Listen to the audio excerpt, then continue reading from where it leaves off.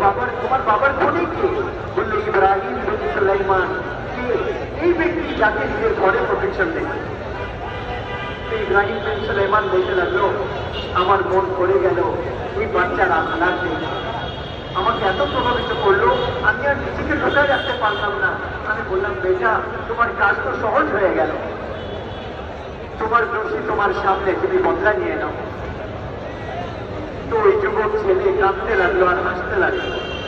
বললো, চাচা আপনি মনে হয় একা একা ঘরের মধ্যে আটদিন থেকে পাগল হয়ে গেছে, আত্মহত্যা করতে চান? বলতে লাগলো, না বেটা, আমি তোমার আখলাকের দ্বারা প্রভাবিত হয়ে গেছি। আমি আর ইব্রাহিম বিন সুলাইমান, আমি তোমার বাপকে কতল করেছিলাম যখন আমি ইরাকে গভর্নর ছিলাম। তুমি উঠো, আমাকে কতল করো।